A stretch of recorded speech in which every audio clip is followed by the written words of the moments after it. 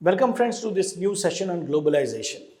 In this segment, we will talk about some of the unhelpful results of globalization, how it has rather impacted upon countries and people of the world.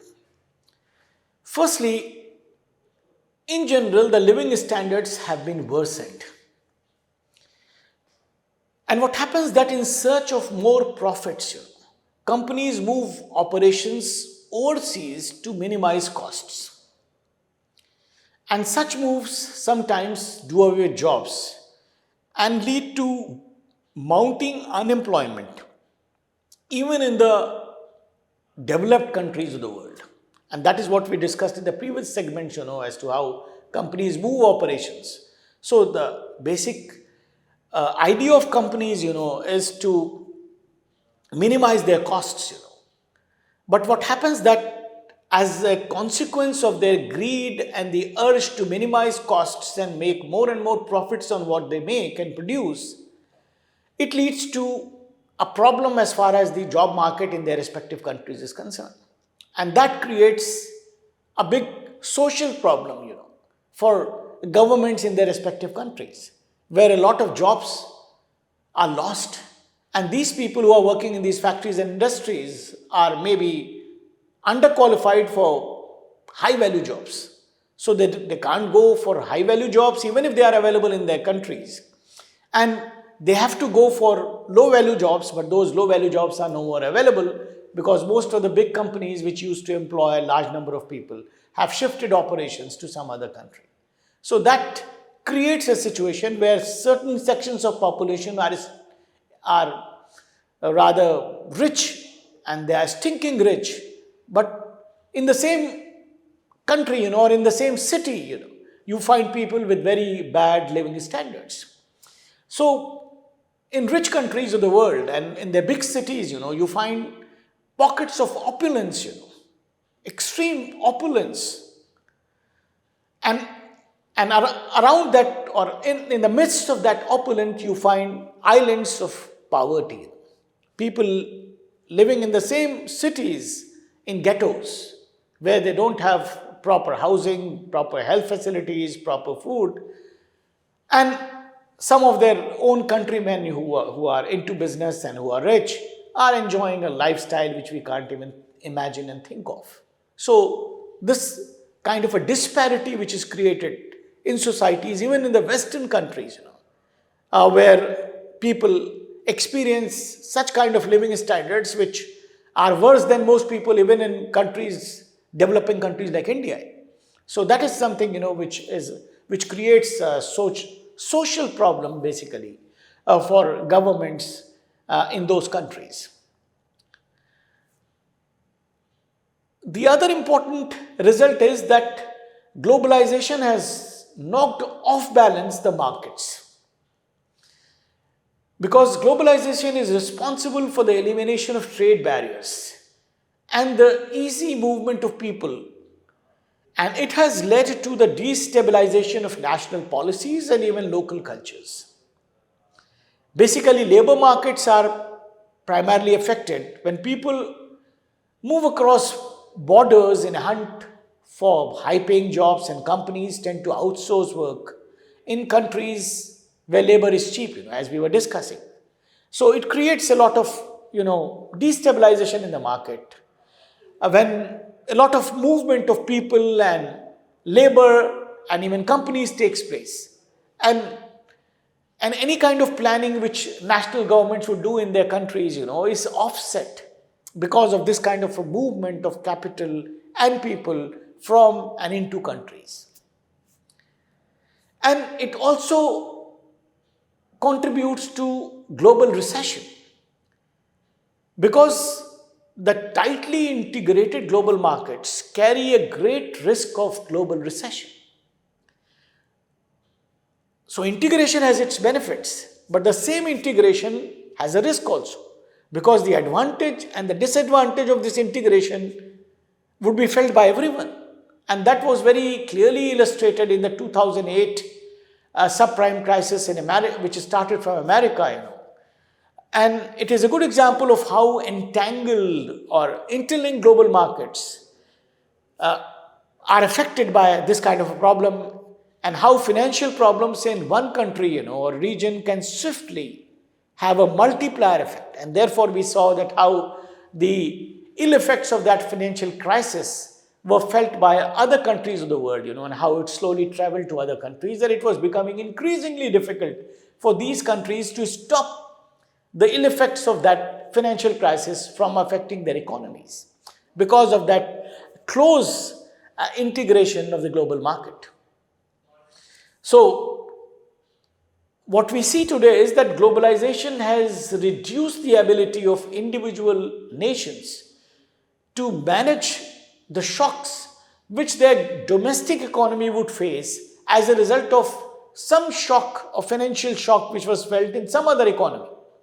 Earlier, what used to happen that these were, if there was a financial crisis, it was particular to one country, and maybe some countries are affected consequently. But today, the effects are felt very fast, and they are very deep, because there is so much of integration that you can't escape the ill effects of that integration so easily.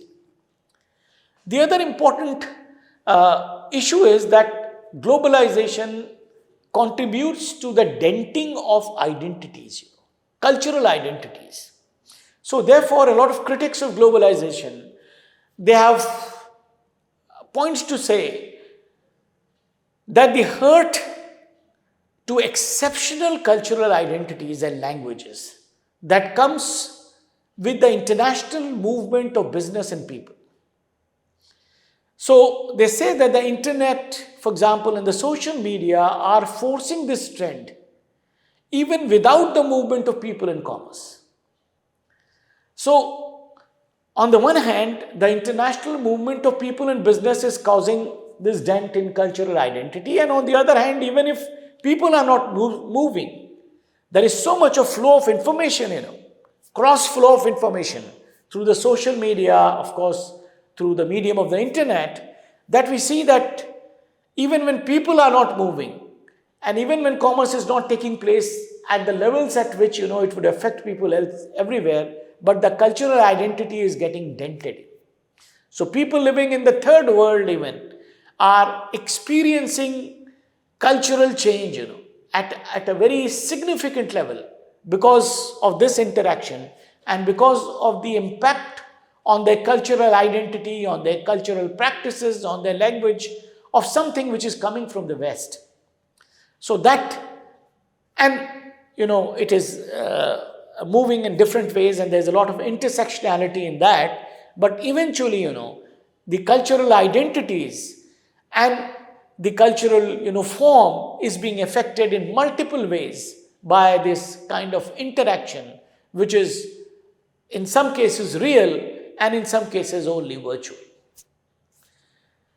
The other important ill effect is that globalization augments the probability of pandemics,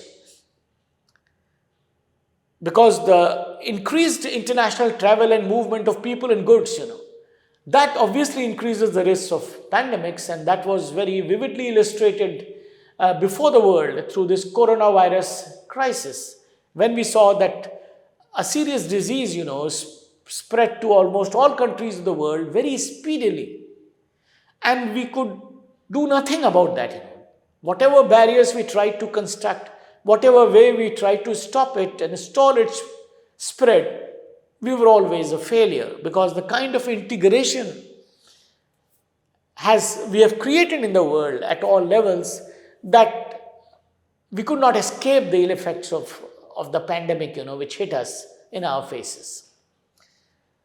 Another important consequence is that globalization very clearly harms the environment, because when there is so much of movement of people and goods across the world, it generates greenhouse gases in much more quantities as would have been generated if we were not living in a world which was so closely interconnected and there was so much of movement of people and goods as it is happening in today's world.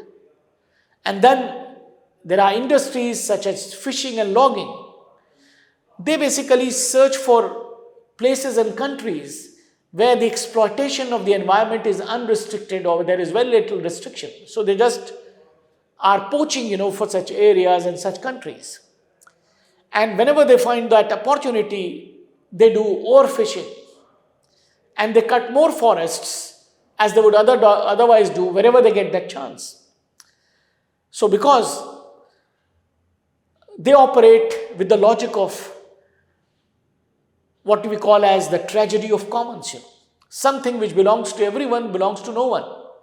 So when they find a place, where they can overfish, they would go and do overfishing, irrespective of the consequences which is going to cause to the marine life and to the ecosystem and to the environment, because their argument is that if we don't overfish, somebody else will come and overfish. So it's better we do it. So there are corporations doing this, there are even countries which are doing this, and they go and do this overfishing because they have better technologies, better technologies at their hand and better fishing boats. So they would go and do it clandestinely, surreptitiously, and they are most of the times, escaping the agencies, which are deployed by those countries, which are not that much technologically advanced and they do not have the resources to counter the activities of such poachers. Similarly, they would go in Africa and Latin America and many other countries of the world and indulge in some kind of mindless deforestation, which has a very negative consequence for the flora and fauna of that country, that culture, that place, and for the whole world. But they are not concerned because they are operating with the same logic that if we don't do it, somebody else is going to come and do it, so better we do it. So because of their greed to earn more and more resources, more and more money, and they are causing irreparable damage to the environment.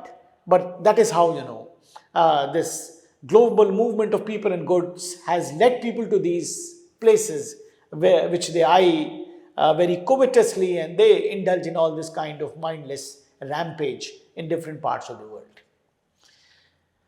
Then if you look at the other side, another important phenomena is visible to us, and that is the phenomena of de-globalization.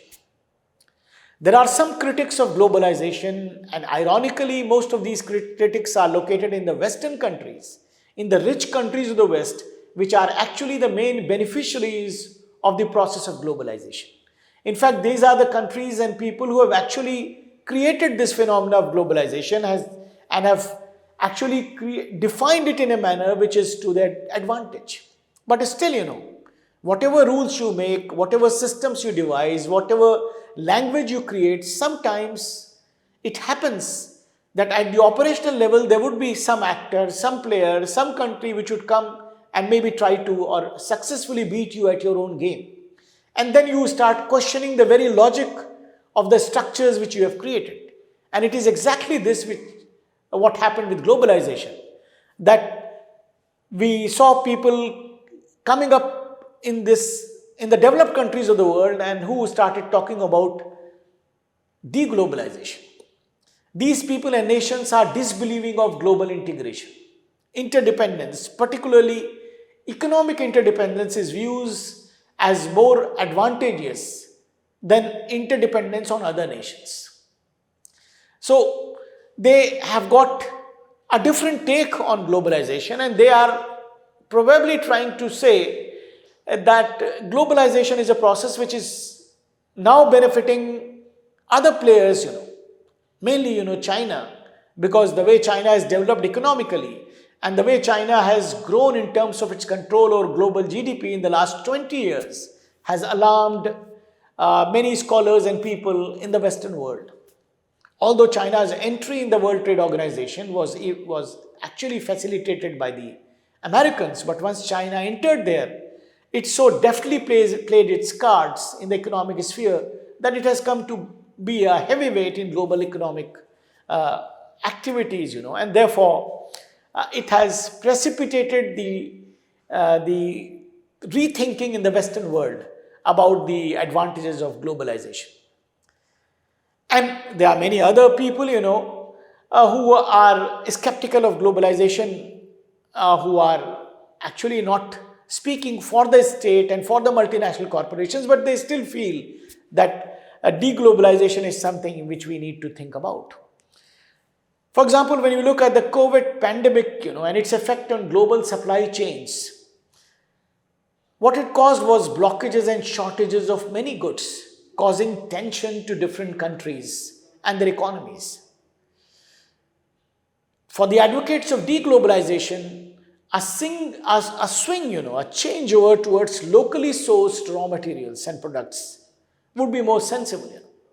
So they are saying that we need to go back to from where we started, and we need to think about sourcing our raw materials locally and making products locally, and we should not be going in this mindless race, in which the advocates or proponents of globalization are moving.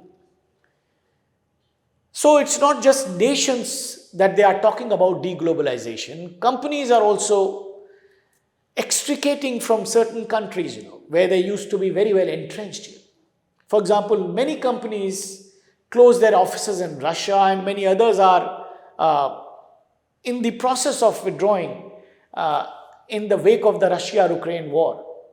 Some others are just watching the situation as it unfolds, and they are still holding their cards close to their chest, but they are having second thoughts, about continuing there for a long time. Earlier, when they went there, probably they thought that they are there for all times. But now they are also thinking in terms of what is more beneficial to us, and maybe it might be more beneficial for them to withdraw to their home countries rather than operating in places where the waters are quite uncertain. In recent times, we have seen that companies in certain sectors, particularly manufacturing, have outsourced businesses to other countries to take benefits of lower labor costs, as we just now were talking.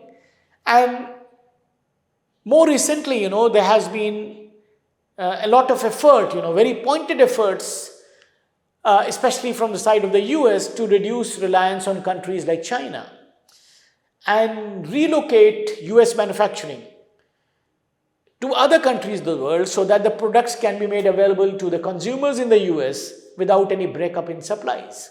So earlier, when the US would have gone to China, when all was very good and they were always talking only of globalization, they would have thought that they would remain there, and that was the best place because manufacturing sector is very well developed in China and things are so well organized that was something, and with an authoritarian government, political stability, which the companies and multinational corporations hanker for, was very much available. But given this change, as we have discussed, in the global economic system and the challenges which were foreseen by the Americans and other Western countries, they are thinking of, relocating to other places in the world in terms of their manufacturing sector. So now against the backdrop of all these developments, let us finally try to look at the future of globalization. What holds for globalization in future? Because technological advances, particularly in blockchain, communication and banking sector, they are the basic stimulants of economic globalization. However, on the other hand, we find increasing levels of protectionism and anti-globalization attitude in countries of the West, and it could eventually slow or even overturn the rapid pace of globalization. Because protectionism has a multiplier effect.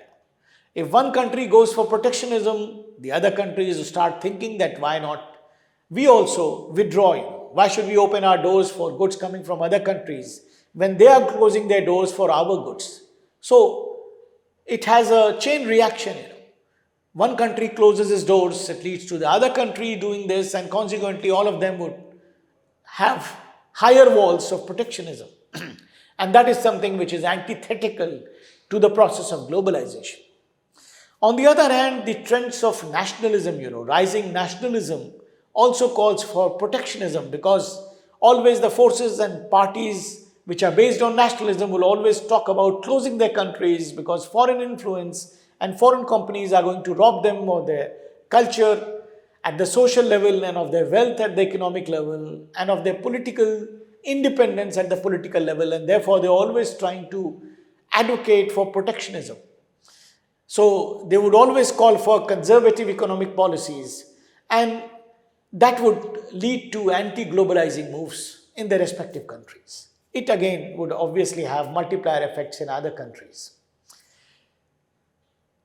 The other important thing is that global trade has also made more tricky. It has been made more tricky and complicated by rising pressures from some other factors, like, for example, decaying infrastructure. That is something, which is actually creating a problem in the path of global trade or ideal global trade, because the decaying infrastructure at the global level is something in which countries would not want to put in a lot of money, because again it is something which is used by all countries of the world, and they would think that they are not the only beneficiaries of the kind of infrastructure which is in place. So therefore countries are reluctant to spend into infrastructure, because the assumption is that the investment in the field of infrastructure is something which would benefit other countries as well. So therefore, in this competitiveness, countries are reluctant to put in resources to rebuild or to at least refurbish the decaying infrastructure when it comes to global trade. The other important thing is the threat of cyber attacks. That is also a very serious threat which we just now flagged, which actually leads to problems, and countries are very skeptical, when they go for global trade and linkages with other countries, because along with that, the possibilities of cyber attacks and other kinds of attacks which happen virtually increase in their respective countries. Then there are issues, which are global issues today, like issues of human rights and human rights abuses. Earlier, human rights abuses were not an issue before the global civil society. But today, the global civil society is very sensitized about human rights abuses. And therefore, if human rights abuses are an issue in some part of the world, it is very difficult for countries to go and trade with that country, because human rights are global issues and people of the world are so much sensitized about them that they would raise a hue and cry about that issue. So human rights abuses and their consequences also. We are today witnessing a war between the Palestinians and the Israelis. So somewhere at the core of that conflict is the issue of human rights.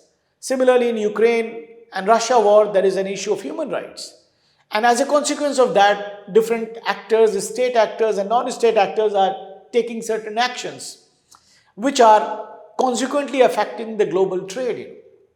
So global trade is consequently affected by some concern and conflict relating to human rights violations in different parts of the world. So that is an irritant which actually creates obstacles or irritation in the path of free flow of global goods and trade.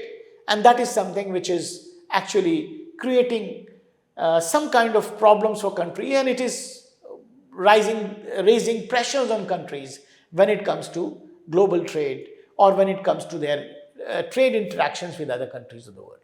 So these were some of the issues which are to be encountered by globalization in the times to come. Globalization would have to face the issue of climate change, because today there's a lot of discussion on climate change at the global level and how the environment is being affected and how the environment can be protected and what are the costs which countries have to bear, both developed and developing, in terms of protecting this environment and going for sustainable development in the times to come. So these would be definitely important challenges for the international community in the times to come, and vis-a-vis globalization, if one were to look at it from the prism of globalization. Thank you.